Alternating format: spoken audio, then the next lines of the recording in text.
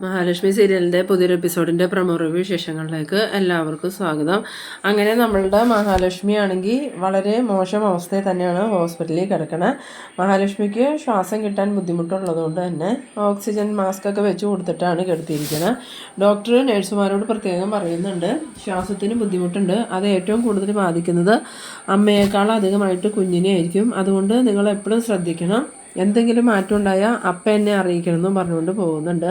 പിന്നീട് ഈ Thomas doctor ഈ ഡോക്ടറെ കാണാനായിട്ട് വരുന്നുണ്ട്.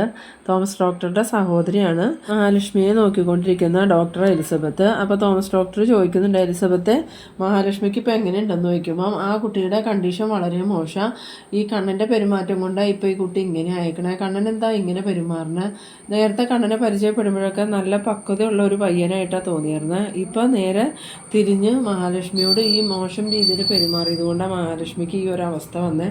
എന്തായാലും ഇച്ചായനൊന്ന് വിളിച്ച് കണ്ണനോട് സംസാരിക്കാൻ പറയുമ്പം തോമസ് ഡോക്ടർ പറയുന്നുണ്ട്, അവന് അച്ഛൻ എന്ന് പറഞ്ഞാൽ ഭയങ്കര കാര്യമായിരുന്നു, അവൻ്റെ ജീവിതത്തിലെ ഏറ്റവും സ്നേഹിച്ചതും ഏറ്റവും അവന് ഇഷ്ടപ്പെട്ടതും അവൻ്റെ അച്ഛനെ തന്നെയാണ്.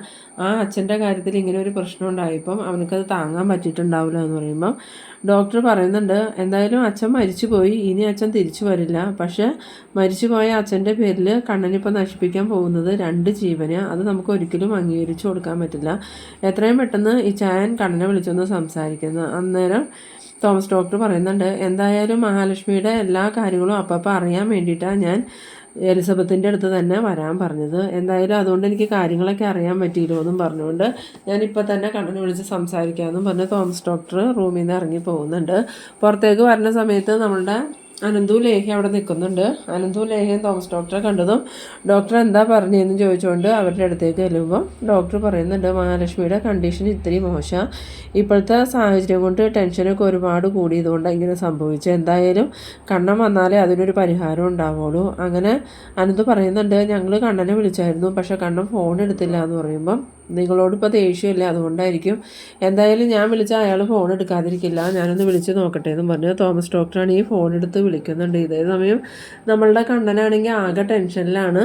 ഈ മഹാലക്ഷ്മി പറഞ്ഞ ഓരോ കാര്യങ്ങളും കണ്ണൻ്റെ മനസ്സിലേക്ക് വരുന്നുണ്ട്. അന്നേരം മഹാലക്ഷ്മിയോടൊരു അലിവ് തോന്നുന്നുണ്ടെങ്കിലും പിന്നെ അച്ഛൻ്റെ മുഖം ഓർക്കുമ്പോൾ കണ്ണനാണെങ്കിൽ അത് സഹിക്കാനും പറ്റണില്ല.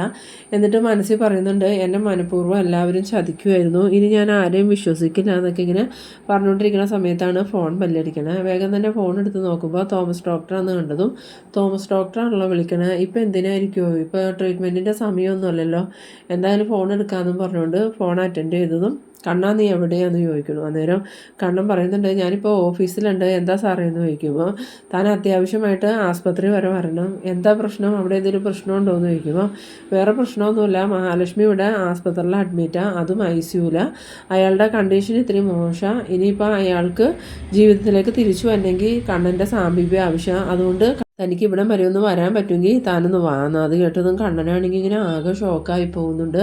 എന്നിട്ട് ചോദിക്കുന്നുണ്ട്, സാറേ മഹിക്ക് എന്താ പറ്റിയെന്ന് ചോദിക്കുമ്പോൾ താൻ ഒരുപാട് ടെൻഷൻ അടുപ്പിച്ചില്ലേ, അതിൻ്റെ ഒരു വിഷമം കൊണ്ട് മഹിക്ക് ഇങ്ങനെ ആയത്, എന്തായാലും താൻ വാ, തൻ്റെ സാമീപ്യമായിരിക്കും ഇപ്പോൾ ഏറ്റവും കൂടുതൽ മഹി ആഗ്രഹിക്കുന്നത്, അതുകൊണ്ട് തന്നെ ആ കുട്ടിയുടെ പകുതി അസുഖം മാറും എന്ന് പറയുമ്പം കണ്ണൻ പറയുന്നുണ്ട്, ഞാൻ ഇപ്പം തന്നെ വരാൻ ഡോക്ടറെ എന്നും പറഞ്ഞുകൊണ്ട് കണ്ണനാണ് ഈ ഫോൺ വയ്ക്കുന്നുണ്ട്. പിന്നീട് നമ്മളുടെ അനന്തു ലേഹയും ചോദിക്കുന്നുണ്ട്, സാറ് കണ്ണേട്ടൻ എന്നാ പറഞ്ഞതെന്ന് ചോദിക്കുമ്പം കണ്ണൻ ഇപ്പം തന്നെ വരാമെന്നാണ് പറഞ്ഞത്, എന്തായാലും ആൾ മഹിക്ക് ഇങ്ങനെ പറ്റിയെന്ന് കേട്ടപ്പോൾ തന്നെ ആകെ ടെൻഷനായിട്ടുണ്ട്, ഓടി വരും ഇപ്പം തന്നെ, എന്തായാലും അത്രയ്ക്കുള്ള ദേഷ്യമൊന്നും മഹാലക്ഷ്മിയോട് കാണിക്കാൻ കണ്ണന് പറ്റില്ല എന്ന്. പിന്നീട് കാണിക്കുന്നത് നമ്മളുടെ മഹാലക്ഷ്മിയും കണ്ണനും കാണാറുള്ള ആ ഒരു ദിവ്യയായ അമ്മയാണ്. ആ അമ്മ ഇങ്ങനെ പ്രാർത്ഥനയിലിരിക്കുകയാണ്. അപ്പോൾ അമ്മയുടെ മനസ്സിൽ മഹാലക്ഷ്മിയുടെ ഇപ്പോഴത്തെ അവസ്ഥയൊക്കെ വരുന്നുണ്ട്. എന്നിട്ട് ആ അമ്മ മനസ്സിൽ വിചാരിക്കുന്നുണ്ട്, മോളെ എത്രയും പെട്ടെന്ന് രക്ഷപ്പെടുത്തണം, അതുമാത്രമല്ല കണ്ണനും മോളുമായിട്ടുള്ള എല്ലാ പ്രശ്നങ്ങളും തീർക്കുകയും ചെയ്യണം, ഇനി ഇതിങ്ങനെ മുന്നോട്ട് പോയിട്ടുണ്ടെങ്കിൽ മോളുടെ വയറ്റിലുള്ള കുഞ്ഞിനെ അത് ബാധിക്കും, എന്തായാലും ഞാനൊന്ന് മോളെ പോയി കാണാം, ഭഗവാനെ ആ മോൾക്കൊന്നും വരുത്തല്ലേ എന്നൊക്കെ പറഞ്ഞിങ്ങനെ പ്രാർത്ഥിച്ചുകൊണ്ട് ആ അമ്മ പോകുന്നുണ്ട്. പിന്നീട് ആ അമ്മ ആസ്പത്രിയിൽ വരുന്ന സമയത്ത് നമ്മളുടെ അനന്തു ലേഹ്യൊന്നും ആ അമ്മയെ കാണുന്നില്ല. അനന്തു ലേഹയൊക്കെ അവിടെ സങ്കടപ്പെട്ടിരിക്കുന്നത് ഈ അമ്മ കാണുന്നുണ്ട്. എന്നിട്ട് ഈ അമ്മയ്ക്ക് ദിവ്യശക്തി ഉള്ളതുകൊണ്ട് തന്നെ ആ അമ്മ നമ്മളുടെ മഹാലക്ഷ്മിയുടെ റൂമിലോട്ട് കയറി പോകുന്നുണ്ട്. റൂമിൽ ചെന്ന് മഹാലക്ഷ്മിയുടെ നെറ്റിയിൽ എന്തോ ഒരു ഭസ്മ അമ്മ തേച്ചതും മഹാലക്ഷ്മിക്ക് ബോധം തെളിയുന്നുണ്ട്. ബോധം തെളിഞ്ഞതും മുന്നിൽ ആ അമ്മയെ കണ്ടിട്ട് മഹാലക്ഷ്മിക്ക് ഭയങ്കര അത്ഭുതമാവുന്നുണ്ട്. അമ്മ എങ്ങനെ ഇവിടെ വന്നേ? അതൊക്കെ ഞാൻ വരും മോളെ, എങ്ങനെ അമ്മ അറിഞ്ഞ എനിക്കിങ്ങനെ പറ്റിയെന്ന് ചോദിക്കുമ്പോൾ അത് മോൾക്ക് എന്ത് സംഭവിച്ചാലും അമ്മമാരെ അറിയൂലേ, അതുപോലെ ഞാൻ അറിഞ്ഞതാ. എന്തായാലും മോൾക്ക് കുഴപ്പമൊന്നുമില്ലല്ലോ, മോളുടെ കുഞ്ഞിനും കുഴപ്പമൊന്നുമില്ല എന്ന് പറയുമ്പം മഹാലക്ഷ്മി പറയുന്നുണ്ട് എൻ്റെ കുഞ്ഞിന് കുഴപ്പമൊന്നുമില്ലല്ലോ അമ്മേ. അപ്പോഴേ എനിക്ക് സമാധാനമായി എന്ന് പറയുമ്പോൾ മോൾ ഒന്നുകൊണ്ടും ടെൻഷൻ ആവണ്ട, എല്ലാം നല്ലതിനാന്ന് പറയുന്ന സമയത്ത് മഹാലക്ഷ്മി പറയുന്നുണ്ട് കണ്ണേട്ടന് ഇപ്പം എന്നോട് ദേഷ്യത്തില്ല അമ്മേ, ഞാൻ എന്ത് ചെയ്യാനാ, ഞാനൊരു തെറ്റും ചെയ്തിട്ടില്ല. സമയത്ത് അമ്മ പറയുന്നുണ്ട് മോൾ അറിഞ്ഞുകൊണ്ടല്ല തെറ്റ് ചെയ്തത്, പക്ഷെ അറിയാതെയാണെങ്കിലും കണ്ണമോനോട് മോൾ ചെയ്തത് തെറ്റ് തന്നെയാണ്. പിന്നെ മോൾ അതൊന്നും ഓർത്ത് ടെൻഷൻ ആവണ്ട, ഇതെല്ലാം ദൈവനിശ്ചയം തന്നെയാണ്. മോളെയും കണ്ണമോനെയും യോജിപ്പിച്ചത് ഭഗവാൻ തന്നെ, അതുകൊണ്ട് ഭഗവാൻ തന്നെ ഇതിന് പ്രതിവിധിയും കണ്ടോളും. മോള് സങ്കടപ്പെടാതിരിക്കുക, കണ്ണമോൻ എത്രയും പെട്ടെന്ന് മോളോടുള്ള പിണക്കമൊക്കെ മറന്ന് മോളെ തേടി വരുമെന്ന്. അത് കേട്ടത് മഹാലക്ഷ്മി പറയുന്നുണ്ട് ഓ അമ്മേ, കണ്ണേട്ടന് എന്നോടുള്ള ദേഷ്യം മാറുമോ, കണ്ണേട്ടൻ എന്നെ കാണാൻ വരുമോയെന്നൊക്കെ ചോദിക്കുമ്പം പിന്നില്ലാതെ കണ്ണന് അങ്ങനെ മോളെ പിരിഞ്ഞിരിക്കാനൊന്നും പറ്റില്ല. കണ്ണനില്ലെങ്കിൽ മഹാലക്ഷ്മി ഇല്ല, മഹാലക്ഷ്മി ഇല്ലെങ്കിൽ കണ്ണനും ഇല്ല, നിങ്ങൾ അങ്ങനെയുള്ള ദമ്പതികളാണ്. എന്തായാലും ഞാൻ പോട്ടെ മോളെന്നും പറഞ്ഞ് അമ്മയാണെങ്കിൽ തലയിലൊക്കെ തലോടി ഇങ്ങനെ പോകുമ്പോൾ തന്നെ മഹാലക്ഷ്മിയുടെ ക്ഷീണവും എല്ലാം മാറുന്നുണ്ട്. പിന്നീട് കാണിക്കുന്നത് നമ്മളുടെ അനന്തു ലേഹ ഇങ്ങനെ ടെൻഷനോടുകൂടി വെളിയിൽ കിടന്ന് നടക്കുന്ന സമയത്ത് ആ അമ്മ വെളിയിലേക്ക് ഇറങ്ങി വന്നിട്ട് അനന്തുവിൻ്റെ ലേഹയുടെയും നേരെ നോക്കി ചിരിച്ചുകൊണ്ട് ഈ മക്കളാണ് മഹാലക്ഷ്മിയുടെയും കണ്ണൻ്റെയും ബലെന്നും പറഞ്ഞ് പോകുന്നുണ്ട്. ഈ സമയത്ത് നമ്മളുടെ അനന്തോ ലേഹയോ ഈ അമ്മയെ കാണണമൊന്നുമില്ല.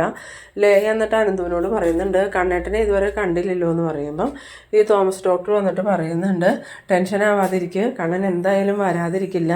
ഞാനിത് പറഞ്ഞപ്പോൾ തന്നെ കണ്ണനെ ആകെ പേടിച്ചിട്ടുണ്ട്, എത്രയും പെട്ടെന്ന് കണ്ണൻ ഇവിടെ എത്തും, അതുവരെ നിങ്ങൾ സമാധാനമായിട്ടിരിക്കുന്നത്. അപ്പോൾ ഇതേ സമയം എലിസബത്ത് ഡോക്ടറാണെങ്കിൽ വീണ്ടും മഹാലക്ഷ്മിയുടെ അടുത്ത് ചെന്ന് നോക്കണ സമയത്ത് മഹാലക്ഷ്മി നോർമലായിട്ടുണ്ട്. അന്നേരം ഡോക്ടർക്ക് ഭയങ്കര അത്ഭുതമാവുന്നുണ്ട്.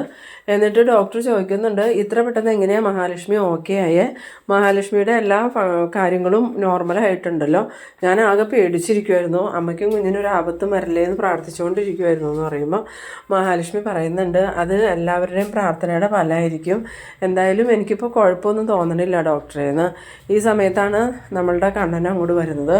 കണ്ണൻ വന്നിട്ട് അനന്തുവിൻ്റെ അടുത്ത് വന്ന് ചോദിക്കുന്നുണ്ട് എന്ത് പറ്റിയിടാ, മഹിക്ക് എന്താ പറ്റിയെന്ന് ചോദിക്കുമ്പോൾ ലേഹയും അനന്തവും പറയുന്നുണ്ട് ഒന്നും അറിയില്ല, ഇത്തിരി പ്രശ്നമാണെന്നാണ് ഡോക്ടർ പറഞ്ഞത്, എന്തായാലും നമുക്ക് പ്രാർത്ഥിക്കാം, നീ ഒന്ന് സമാധാനപ്പെടും, മഹിക്ക് പ്രശ്നമൊന്നും ഉണ്ടാവില്ല എന്ന്. ഈ സമയത്ത് ഡോക്ടർ വെളിയിലേക്ക് വരുന്നുണ്ട്. ഡോക്ടറെ കണ്ടതും തോമസ് ഡോക്ടറും കണ്ണനും ചെന്നിട്ട് ഇപ്പോൾ മഹാലക്ഷ്മിക്ക് എങ്ങനെയുണ്ടെന്ന് ചോദിക്കുമ്പം ഇച്ചായ എന്തോ ഒരു അത്ഭുതം ആ കുട്ടിയുടെ കാര്യത്തിൽ നടന്നിട്ടുണ്ട്, ഇപ്പം ഞാൻ ചെന്ന് നോക്കുമ്പം ആ കുട്ടി നോർമലാണ്, ഒരു പ്രശ്നമില്ല, കുഞ്ഞിനെന്തെങ്കിലും പ്രശ്നമുണ്ടോ ഡോക്ടറെ എന്ന് കണ്ണൻ ചോദിക്കുന്ന സമയത്ത് കുഞ്ഞിനും പ്രശ്നമില്ല, അമ്മയ്ക്കും പ്രശ്നമില്ല, ആരുടെയൊക്കെയോ പ്രാർത്ഥനയുടെ ഫലം അതെന്ന് പറയുമ്പോൾ തോമസ് ഡോക്ടർ പറയുന്നുണ്ട് ദൈവം കൂട്ടിച്ചേർത്ത ബന്ധ കണ്ണൻ്റെയും മഹാലക്ഷ്മിയുടെയും, അതുകൊണ്ട് തന്നെ കണ്ണനും മഹാലക്ഷ്മിക്കും ഒന്നും സംഭവിക്കാൻ ആ ദൈവങ്ങൾ സമ്മതിക്കൂല, ദൈവങ്ങൾ കാവലുള്ളവരാ നിങ്ങളെന്ന്.